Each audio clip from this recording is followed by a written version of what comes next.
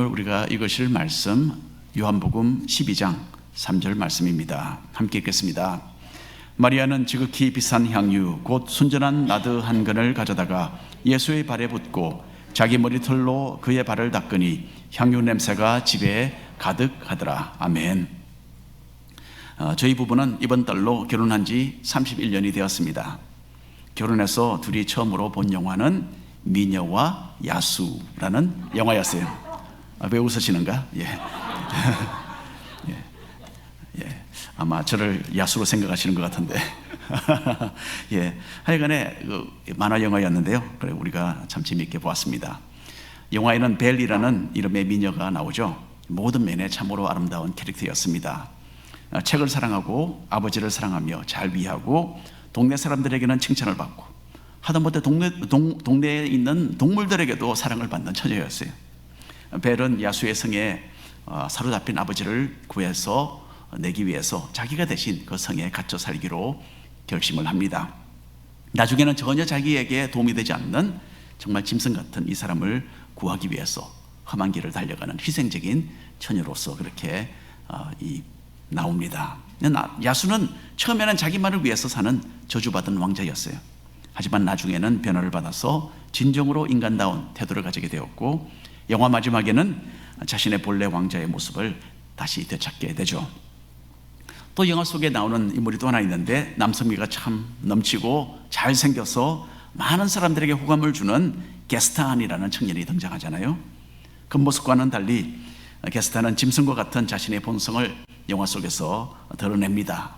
나중에 게스탄은 야수의 모습을 가진 왕자를 해치려다가 비참한 최후를 맞이하게 되는데 진정한 야수는 따로 있었어요. 좋은 외모를 자랑하고 많은 사람에게 믿음을 주었던 게스탄이 사실상 야수였던 것입니다. 자, 오늘 읽는 마리아의 이 헌신적인 사랑에 대한 말씀은 미녀와 야수 영화를 생각나게 합니다. 이 성경 말씀 속에는 벨과 같이 귀한 마음을 가진 여인도 있고 또 반면에 짐승과 다를 바 없는 못된 사람도 함께 등장하기 때문인 것 같습니다. 한 사람은 헌신적으로 주님을 섬겼던 여인이었고 다른 사람은 겉모습만 예수님의 제자였지 실제로는 마귀의 일꾼으로 일하는 야수였던 것입니다. 1번 우리가 함께 읽어볼까요? 진정한 헌신. 진정한 헌신에 대해서 우리가 오늘 말씀을 통해서 읽을 수 있습니다. 예수님은 유월절을 앞두고 세상 모든 사람들의 죄를 짊어지시고 십자가에 달리시기 위해서 예루살렘으로 올라가셨습니다. 그래서 낮에는 예루살렘 성전 주위에서 말씀으로 사람들을 가르치셨고 저녁에는 약 한 30-40분 정도 걸어서 2마일 정도 떨어진 베단이라는 동네에 가서 지내셨어요. 자, 요한복음은 21장까지 있는데 12장부터는 절반 이후로는 예수님께서 십자가에 달리시기 전 불과 며칠 동안에 있었던 모든 일들이 여기에 다 기록이 되어 있습니다. 그래서 요한복음 12장 1절 2절 말씀 함께 읽겠습니다. 6월절 엿새 전에 예수께서 베다니에 이르시니 이곳은 예수께서 죽은 자 가운데서 살리신 나사로가 있는 곳이라. 거기서 예수를 위하여 잔치할새 마르다는 일을 하고 나사로는 예수와 함께 앉은 자 중에 있더라. 자, 이전에 베다니에서 어떤 일이 있었는지는 우리가 지난 주일 설교 말씀에서 함께 살펴보았습니다. 예수님은 이곳에서 죽은 지 나흘이나 되어서 썩은 냄새가 났던 나사로를 다시 살려주셨습니다. 부활과 생명의 주인이 되셔서 인간의 죄와 죽음의 문제를 해결해 주시는 영적인 구원자로서의 자신의 사역을 주님은 그렇게 선보여 주셨던 것입니다. 자, 오늘 이야기는 나사로를 다시 살려내신 이 기적을 베푸신 지 그리 오래되지 않은 때를 배경으로 하고 있어요. 십자가를 앞두시고 예수님은 베다니를 다시 찾아오셨습니다. 그리고 이곳 베다니 마을 사람들은 자기 동네에서 엄청난 기적을 베푸신 예수님을 위해서 성대한 잔치를 벌였던 것입니다. 마태복음과 마가복음에 보면 똑같은 오늘 이야기가 나오는데요. 잔치가 열린 곳은 베다니에 있는 나병 환자 시몬의 집으로 그렇게 더 자세하게 소개가 되어 있습니다. 시몬이라는 사람도 예수님의 병고침을 받고 그 기적을 체험한 것이 고마워서 나사로의 가족과 이웃들과 함께 더불어서 잔치를 하게 되었던 것 같습니다. 자, 죽었다가 살아난 나사로는 예수님과 함께 식탁에 앉아서 식사를 하고 있고요. 그리고 여형제 마르다는 열심히 일을 하고 있었다라고 요한이 오늘 말씀에서 기록을 합니다. 참 재미있는 짧은 이 한 부분입니다. 마르다가 큰 일꾼이었다라는 것은 성경 다른 곳에도 나타나 있습니다.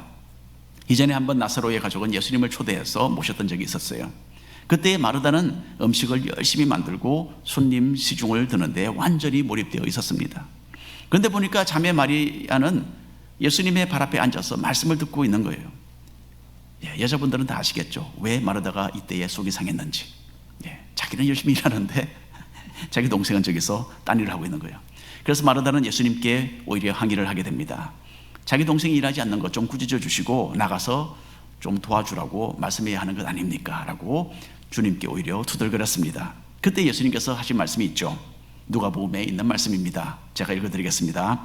주께서 대답하여 이르시되 마르다야 마르다야 네가 많은 일로 염려하고 근심하나 몇 가지만 하든지 혹은 한 가지만이라도 족하니라. 마리아는 이 좋은 편을 택하였으니 빼앗기지 아니하리라 하시니라. 이 두 자매는 각각 다른 면이 있었어요. 마리아는 예수님의 말씀을 듣기 좋아하는 여인이었고 마르다는 열심히 일을 하는 스타일이었어요. 하나님의 나라에서는 마리아와 마르다가 다 필요합니다. 하지만 말씀을 듣고 신앙생활에 관심을 쏟았던 마리아가 더 좋은 선택을 했다. 그렇게 주님은 말씀하셨습니다. 자, 오늘의 화제의 주인공도 역시 마리아입니다. 마르다는 자신이 평소에 늘 하던 대로 일을 했고요. 마리아는 값진 향유를 예수님께 드려서 주님을 향한 자신의 진정한 헌신을 표현했습니다. 3절 말씀, 오늘 본문 말씀 함께 읽겠습니다. 마리아는 지극히 비싼 향유 곧 순전한 나드 한 근을 가져다가 예수의 발에 붓고 자기 머리털로 그의 발을 닦으니 향유 냄새가 집에 가득하더라. 마태복음 26장 그리고 마가복음 14장에도 이 똑같은 마리아의 이야기가 기록이 되어 있는데요. 복음서에 적혀있는 내용을 함께 연결을 해서 생각을 해본다면 마리아는 향유를 그냥 발에만 부어드린 것이 아닌 것 같아요. 예수님의 머리에서부터 시작해서 발끝까지 온 몸에 이렇게 부어드렸던 것 같습니다. 그 당시에는 사람들이 식사를 하되 앉아서 지금처럼 하지 않고 조금씩 좀 비스듬히 들어누워서 식사를 했어요. 그래서 그렇게 하기가 쉬웠던 것 같습니다. 자, 향유는 향긋한 냄새가 나는 특별한 기름이었다라고 합니다. 요즘으로 말하면 향수와 비슷하지 않겠습니까? 예수님 당시에 유대인들에게는 이 아름다운 냄새가 나는 향유가 참으로 중요했습니다. 긴 병에 담아두기도 했고 작은 병에 넣어서 목에 걸고 다니기도 했대요. 그리고 이런 잔치가 열린 곳에는 특별 손님에게 향유를 몇 방울 떨어뜨려 주어서 존경을 표하는 그런 용도로도 사용을 했다고 합니다. 자, 마리아가 예수님께 부어드린 나드 기름은 그 중에서도 특별히 귀한 것이었어요. 멀리 인도에서 자라는 나무의 뿌리에서 뽑아낸 것이라고 전해지는데 이스라엘에는 나지 않는 수입품이죠. 그러니까 무척 비싼 물건이었습니다. 마리아는 이 값진 향유 한 근을 가져왔는데 한 근이라는 것은 미국으로 말하면 12온스 정도 되는 분량입니다. 우리가 자주 사용하는 플라스틱 물병 있잖아요. 그게 한 12온스 정도 되고 좀 더 큰 거는 16온스입니다. 자, 12온스 분량의 이런 나드 기름은 300데나리온의 값이 나가는 것이었어요. 데나리온은 로마 시대에 사용되었던 은으로 된 동전이었어요. 노동자가 하루에 품삯으로 받는 액수가 한 데나리온 동전이었다고 합니다. 그러니까 이것은 300일을 일해서 번 돈을 쓰지 않고 고스란히 모은 것과 같은 참으로 값진 물건이었습니다. 이제 곧 10월이 되면 하와이주 최저임금이 12불로 인상이 됩니다. 풀타임으로 8시간을 일하면 하루 96불을 벌어요. 텍스 떼기 전에. 그리고는 300일을 일하면 거의 3만 불이 됩니다. 그러니까 마리아가 부어서 드린 나드 향유는 요즘 돈으로는 약 한 3만 불 정도 가치가 되는 것이었어요. 큰 돈이죠. 자, 마리아는 이렇게 값진 향유를 예수님께 부어드리되 하나도 아끼지 않고 완전히 쏟아서 그대로 부어드렸어요. 다른 성경에 보면 마리아가 향유병을 깨뜨려서 드렸다라고 기록이 되어 있습니다. 그러니까 병을 조금 기울이면 한 방울씩 한 방울씩 흘러나왔을 향유였죠. 그러나 마리아는 병의 가느다란한 부분을 아예 깨뜨려서 그 귀한 기름이 쉽게 콸콸 흘러나오도록 했던 것입니다. 그러니까 그 기름을 아낄 생각이 전혀 없었던 거죠. 완전히 주님께 다 부어드릴 생각이었습니다. 그 향유 냄새는 나병 환자 시몬의 집을 온통 가득 채웠다고 합니다. 자, 마리아가 왜 이렇게 했겠습니까?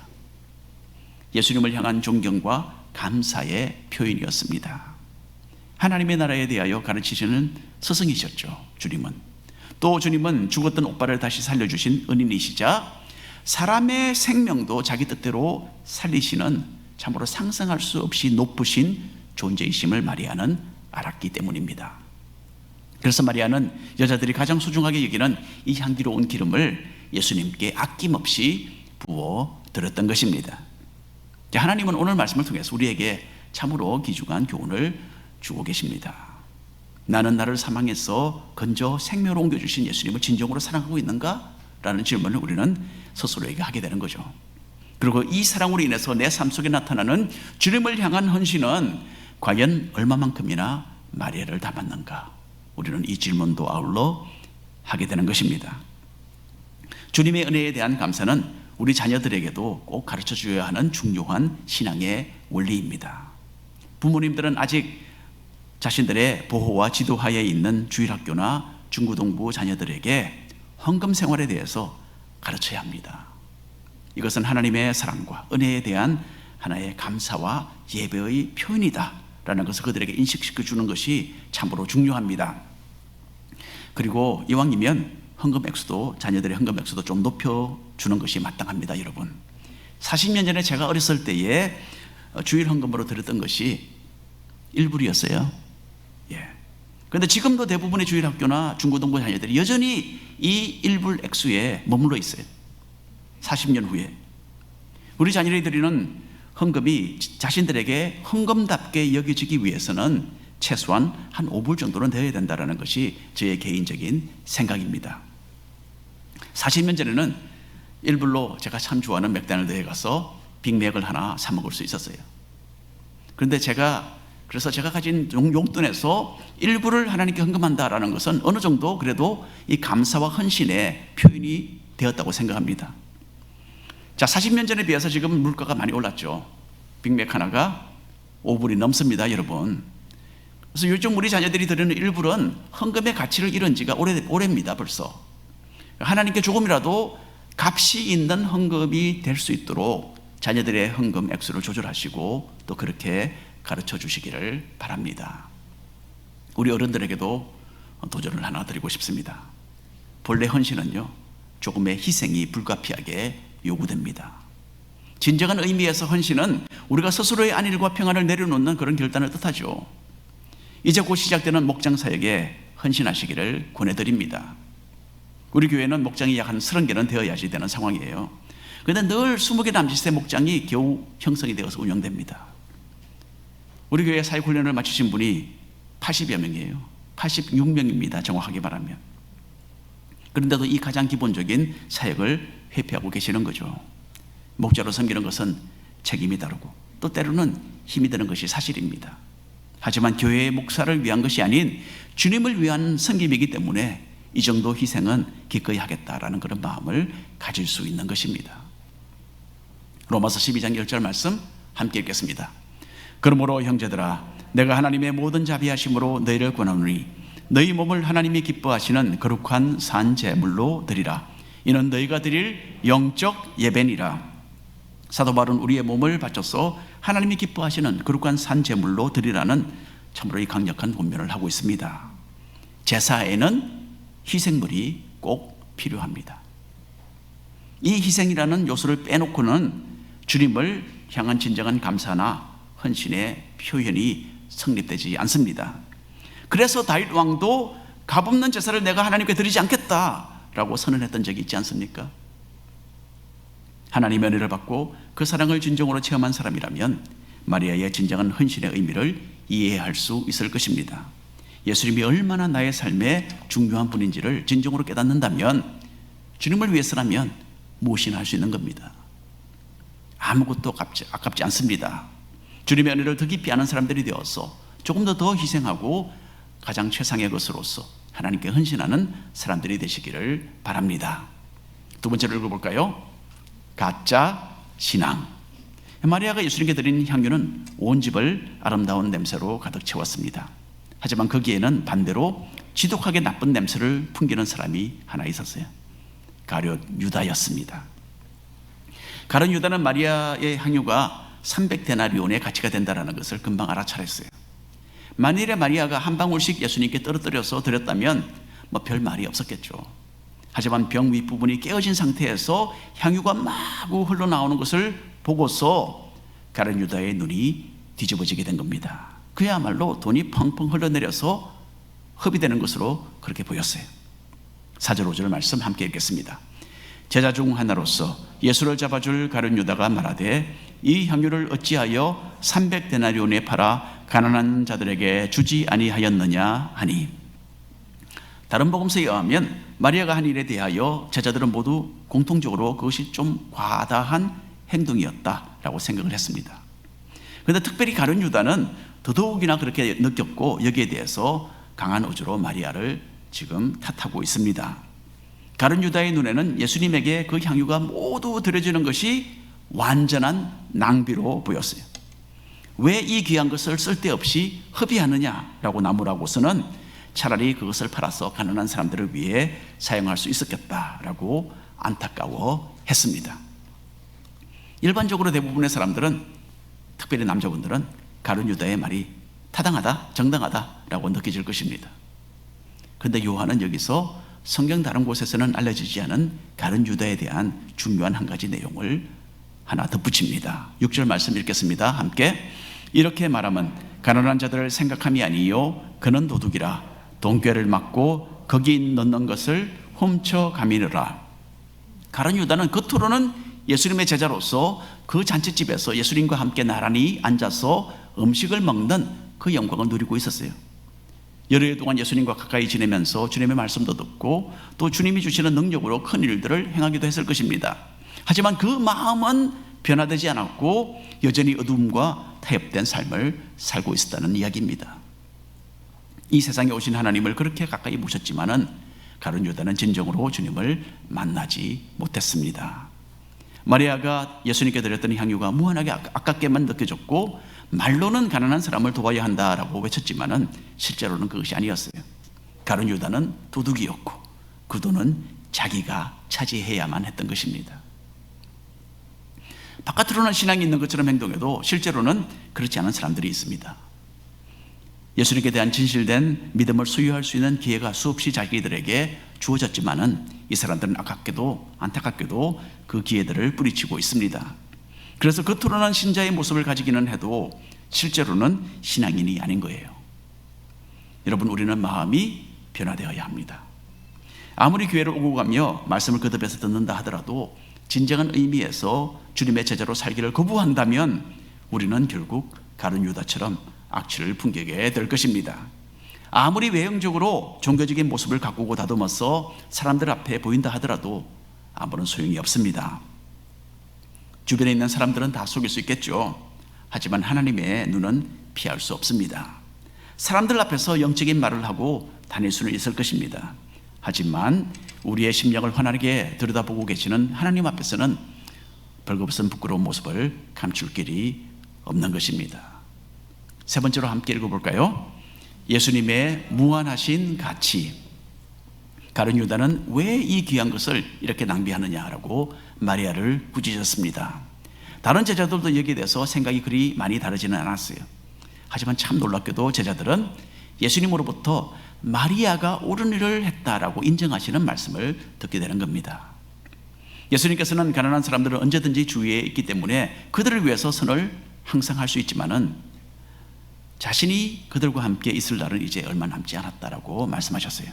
그리고 무엇보다 예수님은 이 쏟아서 부은 향유가 자신의 다가오는 장례를 위해서 합당한 것이다, 그렇게 말씀하셨습니다.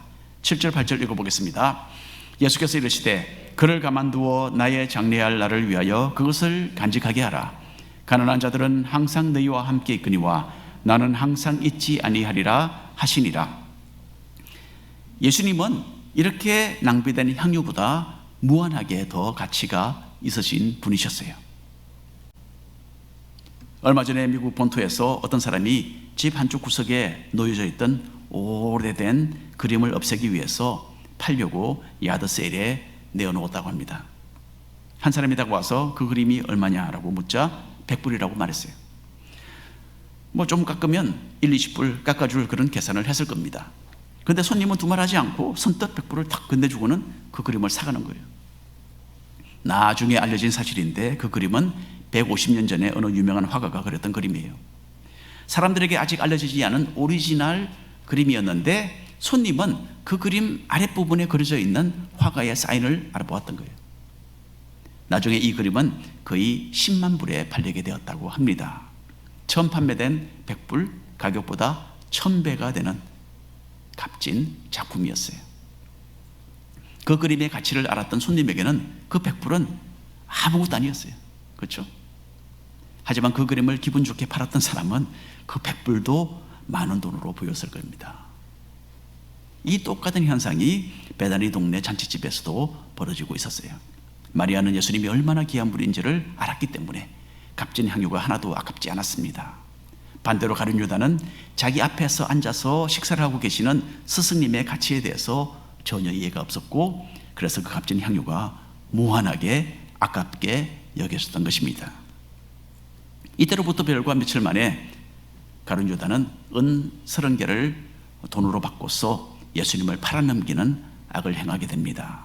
이것이 유다가 생각했던 예수님의 가치였어요. 여러분, 우리는 마리아가 예수님의 그 다가오는 십자가의 죽음을 얼마나 깊이 생각했는지 잘 알 수 없습니다.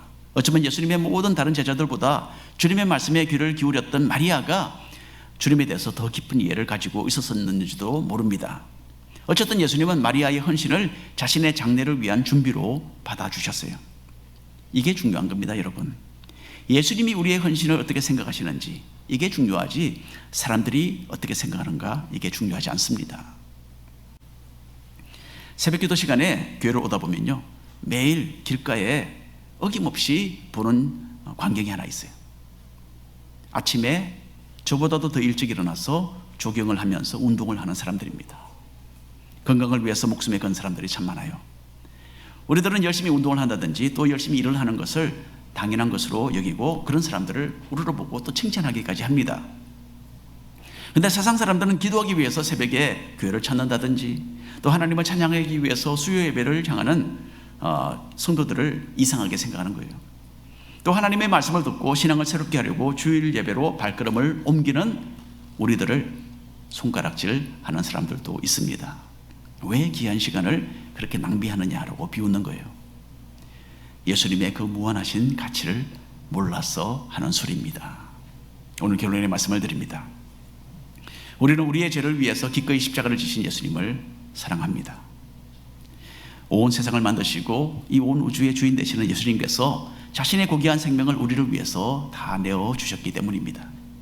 우리는 영적인 눈으로 예수님의 그 무한하신 가치를 발견하고 그분만을 섬기기로 작정한 주님의 제자들입니다.